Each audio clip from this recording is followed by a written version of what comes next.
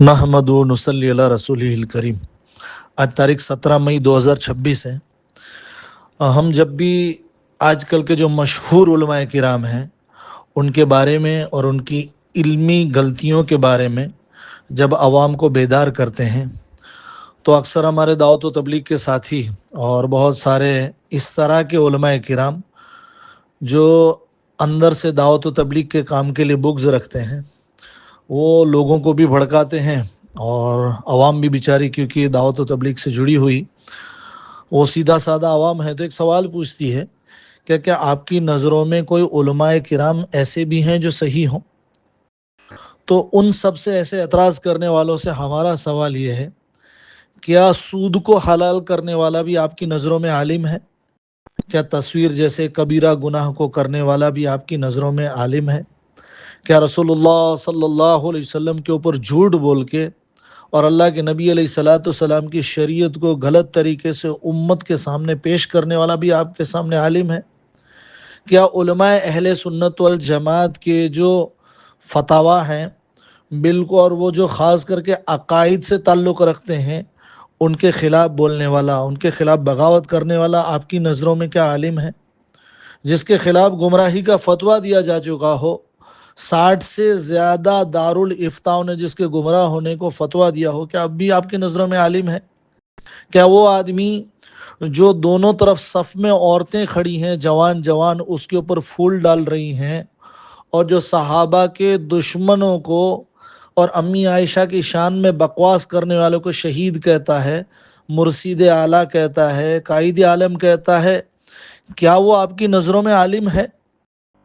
دراصل مسئلہ یہ ہے کہ اس دور کے اندر ایک بات چلائی گئی جو دین کے لیے بڑی خطرناک ہے کہ تمام علماء ہمارے لیے قابل عزت ہیں۔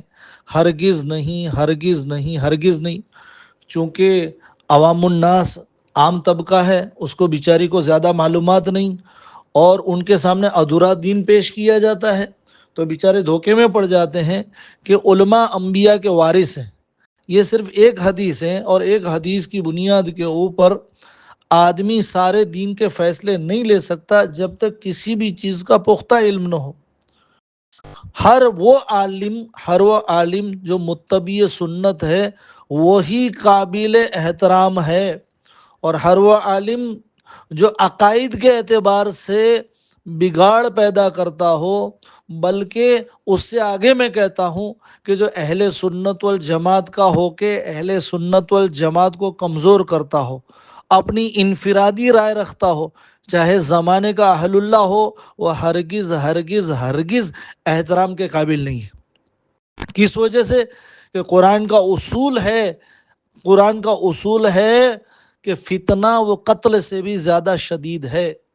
فتنہ ڈالنے والا، کیونکہ قوم کی تقسیم کرنے والا، قوم کو بانٹنے والا، اگرچہ وہ اہل سنت والجماعت کا ہی آدمی ہے، اور لیکن وہ ایک نیا دھڑا پیدا کر رہا ہے، گویا کہ کمزور کر رہا ہے۔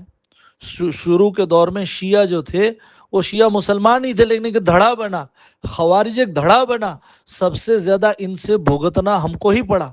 آج دعوت و تبلیغ کے کام کے اندر ایک دھڑا بنا ہے، شروع میں شکل دھڑے کی نظر آ رہی ہے، لیکن وہ آئندہ چل کے کیا ہوتا ہے اب دیکھ لیجئے۔ اس زمانے میں کیا ہو رہا ہے، مسلمانوں میں سے جو فرقے مسلمان ہی تھے، ہلکا سا اختلاف کر کے الگ ہوئے تھے، آج یہود اور نصارہ کے علیہ کار بنے ہوئے ہیں، اور باطل ہمیشہ ہمیشہ ہمیشہ دھڑے پہ ہاتھ رکھتا ہے، فرقے پہ ہاتھ رکھتا ہے، ایک فریق پہ ہاتھ رکھتا ہے، اور وہ فریق اس کا ضرور بضرور ساتھ دیتا ہے۔ اس لیے وہ عالم جو ہلکا سا بھی ایک منہج سے انحراف کرے، اور وہ بھی فروئی نہیں۔ ہمارے یہاں یہ بھی بہت بڑا دھوکہ ہوتا ہے کہ حضرت نے اختلاف ہے، یہ حضرت کے تفردات ہیں۔ بھائی اختلاف کرنے کا حق کس کو ہے؟ ایسا مجتہد کون موجود ہے جو اپنی رائے رکھے اس زمانے میں؟ اور اختلاف کرنے والے کو اختلاف کرنے کا پھر بھی ہم مانتے شریعت نے حق دیا ہے، لیکن تصویر کو حلال کر دینا کہ اختلافی مسئلہ ہے؟ کیا سود جیسے خبیث ترین گناہ کو حلال کر دینا کہ اختلافی مسئلہ ہے؟ کیا صحابہ کے دشمنوں کو بھائی کہنا کیا 1450 سال میں اس پہ بھی اختلاف کبھی رہا ہے؟ تو بہت سارے لوگ ناحق کی حمایت کرنے والے بڑے بڑی عقائد کی غلطیوں کو اختلاف کا خوبصورت جامہ پہناتے ہیں. ہاں، اختلافی واقعی میں مسئلہ ہو وہاں ادب ہے گمراہی کی سزا میں، اور گمراہی پھیلانے والوں کے لیے تلوار ہے. تو اس لیے یہ ادھورا سبق ہے کہ ہر عالم کا احترام کیا جائے، اور علماء کرام جو ہیں وہ تمام کے تمام ہمارے لیے قابل قدر ہیں، قابل احترام ہیں. علماء انبیاء کے وارث ہیں، یہ ادھورا علم ہے. مکمل علم یہ ہے کہ رسول اللہ صلی اللہ علیہ وسلم نے دونوں قسم کے علماء کرام کی نشاندہی فرمائی ہے.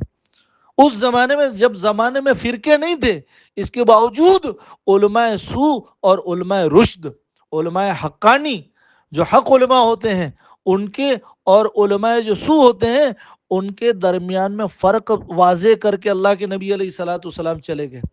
اب علماء سو کے وجود کا انکار کرنا، برے علماء، فاسق و فاجر علماء اور فرقے بنانے والے علماء، امت کو گمراہ کرنے والے علماء اور تفرقہ پیدا کرنے والے علماء کا وجود ہی نہیں ہے، ایسا سوچ لینا یہ خود رسول اللہ صلی اللہ علیہ وسلم کی مخالفت ہے، آپ کی حدیث کا انکار ہے. اس لیے اللہ کے نبی علیہ الصلوۃ والسلام کی حدیث مبارکہ موجود ہے کہ اس آسمان کی چھتری کے نیچے، اس آسمان کے نیچے اگر سب سے بھلی کوئی اور سب سے بڑی خیر والی کوئی قوم ہے تو وہ علماء کرام ہے، اور اس آسمان کی چھتری کے نیچے کوئی بدترین، کوئی ذلیل اور کوئی خبیث قسم کی قسم ہے تو بھی علماء کرام کی ہے. اس لیے اللہ کے نبی علیہ الصلوۃ والسلام نے ایک مرتبہ دوسری جگہ فرمایا کہ مجھے اپنی امت کے اوپر دجال سے بھی زیادہ بڑا خوف بھٹکے ہوئے اور گمراہ علماء سے ہے. حالانکہ دجال کا فتنہ کتنا شدید ہے، اس کے باوجود اللہ کے نبی علیہ الصلوۃ والسلام کہہ رہے دجال سے بھی زیادہ خوف بھٹکے ہوئے اور گمراہ علماء کرام سے ہے اپنے امت کے اوپر. اس لیے امام مالک رحمۃ اللہ علیہ سے کسی نے پوچھا جب کہ بھئی اس امت کی کشتی کو کون ڈبوئے گا؟ کہا علماء. اور اس امت کی کشتی کو ڈوبنے سے کون بچائے گا؟ تو بھی اس کا جواب ہے علماء. اور خاص طور پہ اس وقت میرے مخاطب جو ہیں وہ دعوت و تبلیغ کے ساتھی ہیں. اللہ توفیق عطا فرمائے ہم کو، اللہ ہمیں توفیق عطا فرمائے، اللہ ہمیں اس کام کی ناقدری سے حفاظت فرمائے.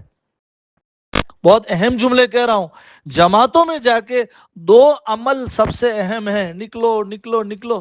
سب سے پہلے اپنی ذات کی اصلاح ہے، اور دو عمل ہیں، صبح و شام کی تسبیحات اور صبح و شام کی تعلیم. اللہ معاف کرے، ہر ایک اپنے گریبان میں جھانکے کہ کیا ہو رہا ہے. حالانکہ حضرت شیخ نے تمام چیزیں، اللہ ان کے اوپر کروڑ رحمتیں نازل فرمائے، ان کی قبر کو نور سے منور فرمائے. کیا ہی امت کے اوپر اور خاص کر کے عوام الناس کے اوپر احسان ہے ان کا. حضرت شیخ نے فضائل تبلیغ کے اندر جہاں تبلیغ کے اصول بیان کیے، وہاں پہ ایک نصیحت بہت زبردست نصیحت فرمائی ہے، اور وہ یہ ہے کہ حضرت نے کہا کہ آدمی کو اہل اللہ کی صحبت اختیار کرنی چاہیے، علماء کرام کی صحبت اختیار کرنی چاہیے. بغیر علماء کرام کی صحبت کے اور بغیر ان کی رہبری کے آدمی کی اصلاح ناممکن ہے، اور یہ یقینی بات ہے، اس میں کوئی شک نہیں ہے، اس بات کے اندر. بلکہ حق جماعت ہر زمانے میں علماء کرام کی ہی ہو سکتی ہے. جہاں احادیث مبارکہ میں حق جماعت کی بات آئی ہے، سواد اعظم کی بات آئی ہے، اس سے مراد صرف اور صرف علماء کرام کی ہی جماعت ہے. لیکن افسوس تبلیغ والوں پہ، فوراً حضرت شیخ نے اگلا باب فضائل اعمال کے اندر اسی کو باندھا ہے کہ اصل میں علماء کرام کہتے کس کو ہیں. یہاں مسئلہ کھڑا ہوتا ہے کہ علماء کرام کہتے کس کو ہیں. حضرت شیخ کی پورے باب کا خلاصہ ہے کہ متبع سنت ہو، جو متبع سنت ہو وہی صرف و صرف وہی عالم ہے جس کی رہبری میں رہا جائے، جس کا ساتھ دیا جائے، اور جو حق ہو سکتا ہے. ہر للو پنجو سند یافتہ، ہرگز قابل احترام اور اس کا ساتھ اور اس سے رہبری حاصل کی جائے، ایسا نہیں ہو سکتا. اور اس جملے کا، یہ بڑا خطرناک جملہ ہے کہ ہر عالم ہمارے لیے قابل احترام ہے اور ہر عالم کی ہمیں عزت کرنی چاہیے، اس سے گھٹیا کوئی جملہ آج کے دور میں ہو نہیں سکتا۔ یہ تو یہود اور نصارہ کا کام آسان کرنا ہو گیا۔ آج سے 1200 سال پہلے جب احادیث لکھی جانے لگی، جب محدثین کرام کا زمانہ تھا، اور اس زمانے کے فاسق و فاجر کا مقابلہ، گنہگار کا مقابلہ آج کا اللہ والا بھی نہیں کر سکتا۔ اس زمانے کے اندر یہود اور نصارہ نے اپنے لوگ مسلمانوں میں داخل کر دیا تھا۔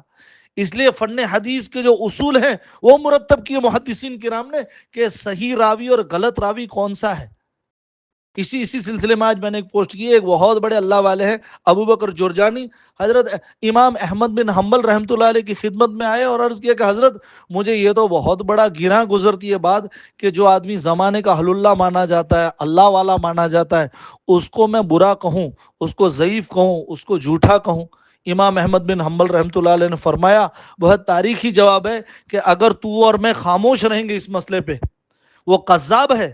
حالانکہ اور یہ جتنے احادیث کے راوی ہیں اپنے زمانے کے بڑے بڑے اللہ والے تھے، لیکن کردار اصل ہے کہ کسی آدمی کا کردار کیسا ہے۔ اگر یہ مخلوق کو دھوکا سکتا تو خالق کو دھوکا نہیں دے سکتا یہ۔ اور جب یہ دین کے مسئلے میں دنیا جیسی حقیر چیز میں بھی دھوکا دے رہا ہے، یا آخرت جیسی بڑی چیز میں دھوکا نہیں دے دے گا عوام کو۔ امام احمد بن حنبل رحمۃ اللہ نے فرمایا کہ اگر تو اور میں اس چیز پہ خاموش رہیں گے، حالانکہ دل دکھتا ہے، ظاہر سی بات ہے، فطری چیز ہے کہ کسی گنہگار کو بھی، اعلانیہ گناہ کرنے والے کو اگر دل زندہ ہے تو اس کا رد کرنے میں انسان کا دل دکھتا ہے۔ اسی درد کو امام ابو بکر جرجانی نے احمد بن حنبل رحمۃ اللہ علیہ کے سامنے بیان کیا۔ احمد بن حنبل رحمۃ اللہ علیہ کہتے ہیں بات تو صحیح ہے، لیکن اگر تو اور میں خاموش رہیں گے تو جاہل عوام حق اور باطل میں فرق کیسا پتا کرے گی؟ یہی سب سے بڑا اس دور کا فتنہ ہے کہ اگر یہ آدمی یہ کہے کہ ہر عالم احترام کے قابل ہے، عزت کے قابل ہے، گویا کہ ہم یہود اور نصارہ کا کام آسان کر رہے ہیں۔ یہود اور نصارہ نے اس زمانے میں اپنے آدمی گھسا دیے تھے مسلمانوں میں، کیا اس زمانے میں علماء کی شکل میں آدمی نہیں گھسائے ہوئے ہوں گے؟ تو تھوڑا سا علم وہ بھی ادھورا۔ فضائل اعمال پڑھیں، جماعت میں کہ غور سے پڑھیں کہ اللہ والوں کی صحبت کے بنا، علماء کرام کی صحبت کے بنا ہرگز ہرگز ہرگز اصلاح نہیں ہو سکتی۔ اس سے بڑھ کے میں ایک بات کہتا ہوں کہ حق جماعت ہر زمانے میں علماء کرام کی ہی رہے گی، لیکن دونوں قسم کے علماء کرام موجود رہیں گے۔ اور چونکہ قیامت کے ہم قریب ہیں، اس لیے اس زمانے میں علماء سو کی تعداد زیادہ ہے، آدھا علم۔ اگلا باب پڑھیں حضرت شیخ کا، حضرت شیخ نے لکھا ہے کہ علماء حقانی کون ہوتے ہیں، اور علماء کے ساتھ سے مراد علماء حقانی کا ساتھ ہے۔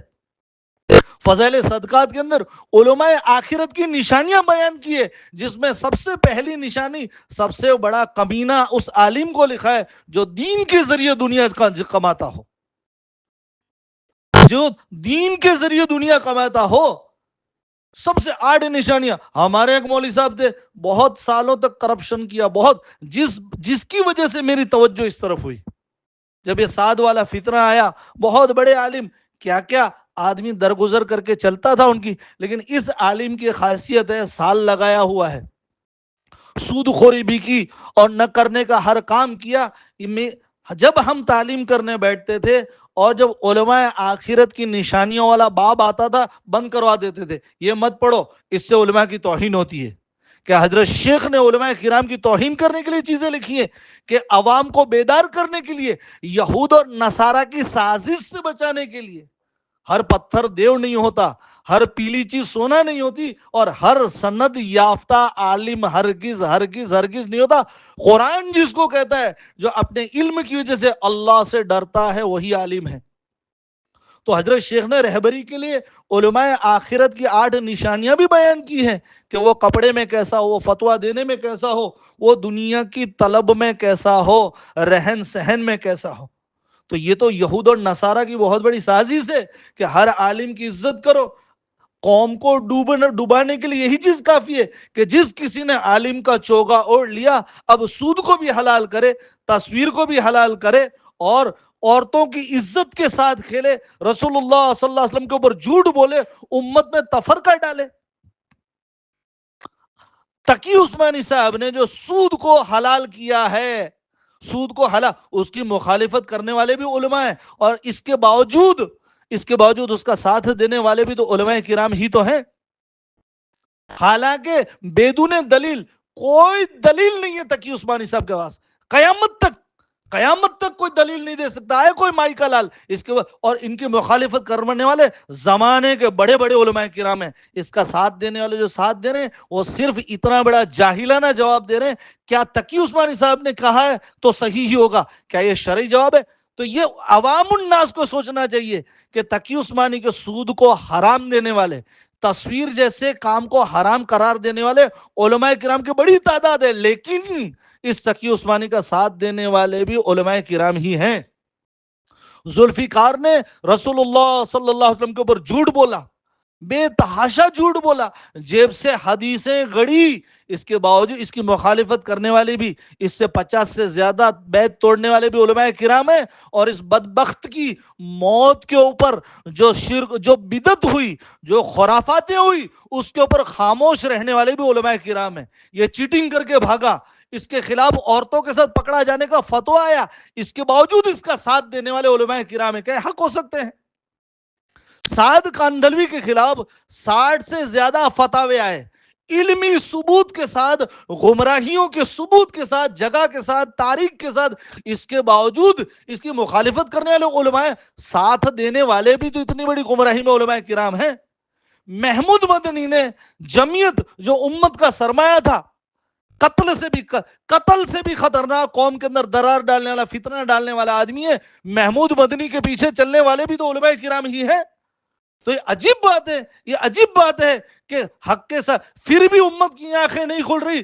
محمود مدنی بھی قابل احترام، تقی عثمانی بھی قابل احترام، اور ذوالفقار نقشبندی بھی قابل احترام، اور صحابہ کے دشمنوں کو بھائی کہنے والا سجاد نعمانی بھی قابل احترام۔ ٹکے سیر بھاجی، ٹکے سیر خواجہ، اندھیر نگری اور چوپٹ راجہ، کیا یہ قرآن کے موافق ہے اصول؟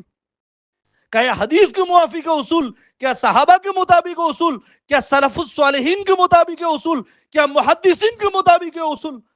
عجیب عجیب عجیب۔ اور تبلیغ والے ان کی حرکتوں کو نہ دیکھیں، ہمیں جو دیکھنا ہے ہمارے سلف الصالحین کو دیکھنا ہے، اور اگر کسی کی تقلید کرنی ہے تو شریعت میں زندوں کی تقلید کا تو ویسے بھی منع آیا ہوا ہے۔ اس دعوت و تبلیغ کے کام کو سب سے بڑا نقصان اسی وجہ سے ہوا ہے کہ تبلیغ والوں کے یہاں خاص کر کے ترغیب دی جاتی کہ ہم علماء کرام سے جڑیں، اپنے اصلاح نفس کے لیے، تزکیہ نفس کے لیے کسی شیخ سے بیعت ہوں۔ الحمدللہ ہمارے دعوت و تبلیغ والے نے اس چیز پہ عمل کرتے ہوئے، اور اس نصیحت پہ عمل کرتے ہوئے، حضرت مولانا مفتی احمد خانپوری صاحب دامت برکاتہم عالیہ، حضرت مولانا قمر الزمان صاحب الہ آبادی رحمۃ اللہ دامت برکاتہم، اللہ ان کی عمر میں برکت عطا فرمائے، ان سے جڑے، اور ان سے جڑنے کے بعد دعوت و تبلیغ کے کام کے اندر اور زیادہ تقویت آئی، اللہ کی طرف رجوع اللہ میں تقویت ملی، ذکر اللہ میں تقویت ملی، لیکن اسی کے ساتھ اس کے علاوہ کے ٹھگ سلسلے بھی ہیں، اور ہر وہ ٹھگ سلسلہ ہے جن سے جڑنے کے بعد دعوت و تبلیغ کے کام کے اندر کمزوری آئی، دعوت و تبلیغ کا کام کرنے کے اندر آپ کے اندر سستی آئی، بلکہ بہت بڑا طبقہ ہے جن کے اندر اس دعوت و تبلیغ کے ساتھ بغض بھی پیدا ہوا، ایسے لوگ بھی موجود ہیں۔ اور اس ہر عالم کی عزت کرنا، اور خاص کر کے ہر عالم سے مراد برانڈیڈ مولوی جو ہیں جن کی خوبی یہ ہے کہ بہت مشہور ہو گئے ہیں، یہ بادشاہوں کے یہاں پڑے رہتے ہیں، ان کے بڑی بڑی نیتاؤں سے پہچان ہے، حالانکہ اللہ کے نبی علیہ الصلوۃ والسلام نے کیا فرمایا ان سے؟ اللہ کے نبی علیہ الصلوۃ والسلام کے صحابی ہیں، انہوں نے کیا فرمایا کہ جو بادشاہوں کے یہاں پڑا رہتا اس کو چور سمجھو۔ یہ مشہور اس لیے کہ بڑے بڑے نیتاؤں سے ملتے ہیں، بڑے بڑے بادشاہوں کے دربار میں جاتے ہیں۔ کیا اس حرکت کو صحابہ پسند کرتے تھے؟ کیا اس حرکت کو سلف التابعین، تبع تابعین اور بڑے بڑے محدثین کیا اس کو پسند کرتے تھے، اس ذلیل حرکت کو؟ لیکن وہی ہماری نظروں میں بہت بڑی عزت والے بنے ہوئے ہیں، یہی لوگ جو شاندار نیتا بھی شرما جائے ایسی زندگی گزار رہے ہیں، نامحرم تو ان کی ماں جنی بہن ہو، ایسے ملتے ہیں ان عورتوں سے۔ کیا اس طرح کا آدمی اللہ والا چھوڑیے، عالم چھوڑیے، یہ دیوس سے بھی بدتر قسم کے لوگ ہیں۔ اور یہ برانڈڈ مولوی جو آج کل جن کا وجود مارکیٹ میں آیا ہے، ان برانڈڈ مولویوں کی وجہ سے سب سے زیادہ ناقدری ہمارے مقامی علماء کرام کی ہوئی ہے۔ ہر شہر کے اندر ایک صاحب مجھے فون کرنے لگے کہ آپ کی نظروں میں کوئی اللہ والا ہے بھی نہیں۔ میں نے اسے کہا آپ کے شہر میں کتنی مسجد ہیں؟ بولے 100 مسجدیں۔ میں نے کہا آپ بہت غور کرو، بہت غور کرو، بہت غور کرو، زیادہ سے زیادہ کوئی بدماش عالم ہوگا، کوئی گیا گزرا عالم ہوگا تو 3 مسجد کا ہوگا۔ کسی شہر کا ماحول زیادہ خراب ہوگا تو 5 ہوں گے بدماش عالم۔ لیکن 95 علماء کرام آپ کے شہر میں کیسے بتائیے؟ بولے اہل اللہ ہے۔ میں نے کہا ان کی قدر ہے آپ کی نظروں میں جتنی ان بدماشوں کی، ان برانڈڈ مولویوں کی ہے، جنہوں نے علل اعلان شریعت کا جنازہ اٹھاتے ہیں؟ آپ کی مسجد کا مؤذن جو یقینی طور پہ جنتی ہے، مؤذن کا کیا مقام ہے؟ کیا اس کو آپ اللہ والا ہونے کی نظر سے دیکھتے ہو؟ آپ کی مسجد کا امام صاحب جو 5 وقت سردی گرمی بارش ہر سیزن کے اندر ادنا سی کم سے کم تنخواہ کے اندر آپ کو نماز پڑھا رہے ہیں، جمعہ کے دن آپ کو واعظ و نصیحت کر رہے ہیں، آپ کے مسائل کے اندر آپ کی رہبری کر رہے ہیں، اور بال لباس سنت والے لباس میں، ایک شرافت والے لباس کے اندر چلتی پھرتی علاقے کے لیے دعوتیں، کیا ان کی عزت آپ کے نظروں میں فلاں خلیفہ اور فلاں عامل اور فلاں وائز، فلاں ذلیل وائز جو پیسے لے کے ہر جگہ بیان کرنے جاتا ہے، جس نے پیٹ پالنے کا ذریعہ صرف اور صرف اللہ کے دین کو بنایا ہوا ہے؟ افسوس افسوس افسوس افسوس، سب سے بڑا افسوس ہمارے تبلیغ والوں کے اوپر ہے۔ افسوس جنہوں نے حضرت مولانا اشرف، پرانی باتیں چھوڑیے، ٹھیک ہے، پورے صحابہ کرام کی زندگی کو پڑھا۔ حضرت عمر رضی اللہ تعالیٰ عنہ سے پیشکش کی گئی کہ آپ اچھا کپڑا پہن لیجئے، آپ اچھے کھانے کھا لیجئے۔ حضرت عمر رضی اللہ تعالیٰ عنہ کا کیا جواب؟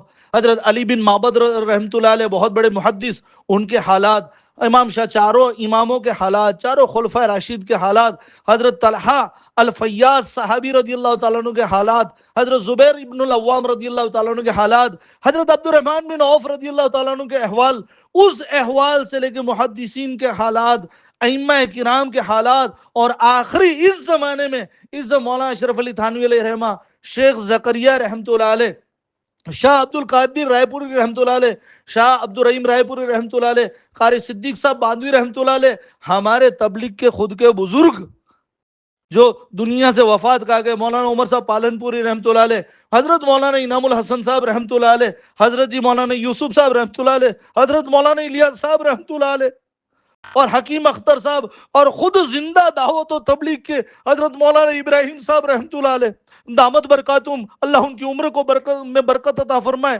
ان کا سایہ تادیر فرمائے، حضرت مولانا اسماعیل صاحب، حضرت مولانا احمد لاڈ صاحب، پڑوس بنگلہ دیش کے بزرگ تبلیغ کے کام سے جڑے ہوئے، ہمارے پڑوس ملک سے جڑے ہوئے علماء کرام، ایسی دنیا سے بے رغبتی والی، جنہوں نے دین سے دنیا نہیں کمائی، ان کو دیکھنے کے باوجود تم فراڈی وائزوں کے چکر میں پھنستے ہو، جو نامحرم عورتوں کو آئی لو یو کہتے ہیں فون پہ، وہ تمہارے لیے اللہ والے بنے ہوئے، جو پیسہ لیتے ہیں بیانوں کے، جنہوں نے کوٹھیاں بنگلہ بنائی ہوئی ہے، جو قرآن اور سنت کی اپنے عمل کے ذریعے سے اور اپنے بیانوں کے ذریعے سے دھجیاں نکالتے ہیں۔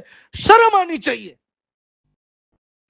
شرم آنی چاہیے، اگر وہ بھی اللہ والے اور یہ بھی اللہ والے ہیں، یہ تو دوگلی زندگی۔ اور میں صاف اعلان کرتا ہوں، میں صاف کہتا ہوں کہ ایسی دوگلی زندگی اگر دیوبند مدارس سے جڑے ہوئے وہ، تبلیغ سے جڑے ہوئے وہ، اور خانقاہ والے جڑے ہوئے وہ، اتنے بڑے اللہ والوں کی صاف ستھری زندگی جاننے کے باوجود یہ للو پنجو بھی تم کو کیوں اللہ والے لگتے ہیں، میں اس کی وجہ بتاتا ہوں۔ یہ اس لیے کہ مدارس میں جا کے، خانقاہوں میں جا کے اور تبلیغ میں جا کے تم کو تہجد کی تو توفیق ہو گئی، لیکن اسی شام میں برتھ ڈے کی پارٹی تمہارے گھروں میں ہونے والی ہے۔ تم تبلیغ میں جا کے، تم مدارس میں جا کے، تم خانقاہوں میں جا کے تم نمازی تو بن گئے، تم زکوٰۃ دینے والے بن گئے، لیکن سود کی گاڑیاں تمہارے گھر کے دروازوں کے اوپر کھڑی ہے۔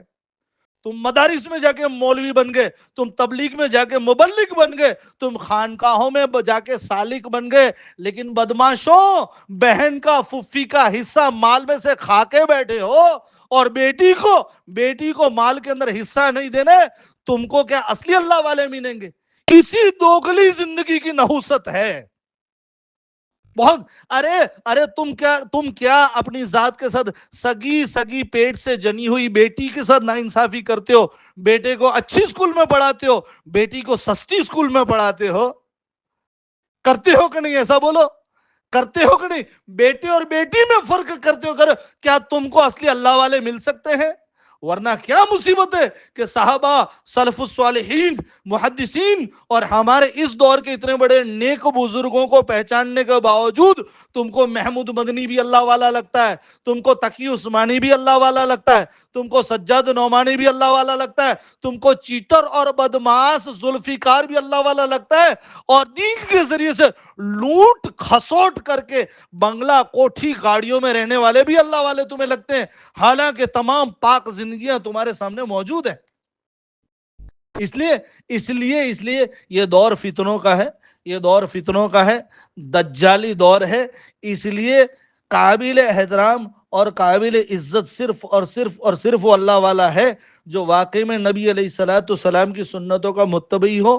ہمارے دیوبند کے اندر تو اہل اللہ ماننے کے بہت اونچے معیار تھے، جو مستحب کو چھوڑتا تھا اس کو بھی ہم اللہ والا نہیں سمجھتے تھے، اور ویسے اللہ والے پھر سے کہتا ہر زمانے میں ہر گھڑی موجود ہیں اور رہیں گے انشاءاللہ، لیکن ان اللہ والوں تک پہنچنے کے لیے پہلے دوگلی زندگی چھوڑنی پڑے گی۔ ٹکے سیر بھاجی، ٹکے سیر خواجہ، ایک اللہ والے سے، ایک علمی آدمی سے جو اب بھٹک چکا ہے، اور بہت ذلیل اور خبیث حرکتوں میں شامل ہوا ہے، لیکن اس زمانے میں ایک بات سنی تھی، آپ کو بتا دیتا ہوں۔ اس کا ڈرائیور تھا، خود قصہ سناتے ہیں، بہت بڑا اس کا ڈرائیور تھا، اور اس کا وہ قصہ سناتے ہیں کہ ان کا ڈرائیور جو ہے وہ کبھی بھی آئیے حضرت، بیٹھیے حضرت، کار میں بیٹھنے جائے تو کار کا دروازہ تشریف رکھیے حضرت، اور کار جب رکے تو گھوم کے فٹافٹ آ جاتا حضرت نیچے تشریف لائیے۔ تو میں تو بڑا خوش تھا کہ میں تو عالم ہوں، اس لیے میری عزت کرتا ہے۔ ایک مرتبہ چوراہے کے اوپر سگنل کے اوپر ہماری گاڑی رکی تو اس نے کانچ نیچے کیے، اور ایک موچی بیٹھا ہوا تھا، اس کو بولتا ہے اور حضرت کیسے ہے؟ تو میں نے اس کو کہا تو ایسا کر، تو مجھ کو گولی مار دے۔ بولے کیوں حضرت، کیا ہو گیا، کیا گستاخی؟ ارے بھائی میں تو سمجھتا تھا تو مجھے حضرت حضرت اس لیے کہتا ہے کہ تیری نظروں میں میرا بڑا احترام ہے، اور میں بہت قابل وقار ہوں تیری نظروں میں، تیری نظر میں تو فٹ پاتھ پہ بیٹھا ہوا بھی عزت کے قابل، میں بھی عزت کے قابل، تو مجھے گولی مار دے۔ تو آج کل ہمارے تبلیغ والوں کا یہی حال ہو گیا ہے، ایک طرف مبارک زندگیوں کی بات کرتے ہیں، اور ایک طرف فراڈ قسم کے لوگ اور گئے گزرے قسم کے لوگوں کی بھی عزت کرتے ہیں، جن کا عالم ہونا تو بد کردار قسم کے لوگ ہیں۔ تو اس لیے، اور اس سے بچنے کی ایک ہی ذریعہ ہے کہ دو گلی اور دو منہی زندگیوں کو چھوڑ دے میں اللہ۔ ایک ہے بے اختیاری طور پہ گناہ ہو جانا، کوئی بھی گناہ آدمی سے ہو سکتا ہے، لیکن جان بوجھ کے جاہلوں والے شادیوں کے اندر ریسیپشن کرنا اور محرم نامحرم کا کوئی لحاظ نہ رکھنا، تو پھر یہ قرآن کہتا ہے ان کے دلوں کو ہم نے اندھا کر دیا۔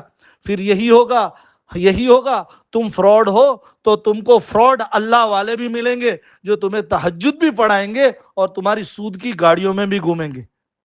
ذوالفقار کے خلیفہ کا میں پرلطف واقعہ سنا کے تم کو بات ختم کر دیتا ہوں۔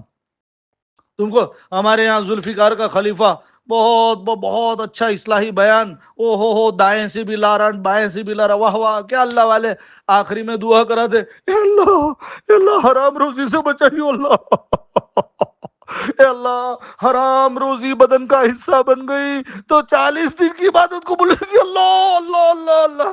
تو میرا باجو والا مجھے کوہنی مار کے کہتا ہے یہ تو ہر بار فلاں سود خور کے رکتا ہے، یہ تو فلاں سود خور کے یہاں جا کے رکتا ہے۔ اس لیے اللہ نے دعوت و تبلیغ کے کام کے ذریعے سے بہت بہت بڑا ہمارے اوپر احسان فرمایا، اور ہمیں زندہ بھی ایسے بزرگ دیے اور دنیا سے جو چلے گئے ایسے لوگ بھی دیے. خانقاہوں میں بھی اللہ والے موجود ہیں. مدارس کے اندر بہت بڑے چھپے ہوئے قوم کی خدمت کرنے والے بڑے بڑے شیخ الحدیث موجود ہیں. معمول اسی گھر کے اندر ہے کہ اللہ کے دین کی خدمت کر رہے ہیں، لیکن ان تک تمہاری رسائی نہیں ہے. تم دوگلا زندگی چھوڑ دو، اللہ تم کو صحیح اللہ والے بھی ملا دیں گے. ورنہ ہر زمانے کے اندر علماء سو موجود ہوتے ہیں، اس زمانے میں موجود ہیں. ہر للو پنجو کو اللہ والا سمجھنا چھوڑ دو. انشاءاللہ آئندہ بتاتا ہوں تقی عثمانی صاحب نے کس طرح ذلیل حرکت کرتے ہوئے تصویر کو حلال کیا ہوا ہے، اور انہوں نے اس کو عکس کہا ہے. عکس ہے ہی نہیں. اگر تھوڑے بھی پڑھے 8th پاس ہوتے نا مسلمانوں، تم 8ویں پاس ہوتے تو بھی اس کے جھانسے میں نہ آتے. لیکن کریں کیا؟ بار بار گزارش ہے دوگلی زندگی چھوڑ دو. اللہ اصلی اللہ والوں تک رسائی بھی کروا دیں گے، ان کی صحبت بھی مل جائے گی اور صحیح رہبری بھی ہو جائے گی. اللہ کے ساتھ دھوکہ کرتے رہو گے نا تو تم کو بھی دھوکے باز اللہ والے ملیں گے. اللہ میری آپ کی تمام کی حفاظت فرمائے. السلام علیکم ورحمۃ اللہ وبرکاتہ.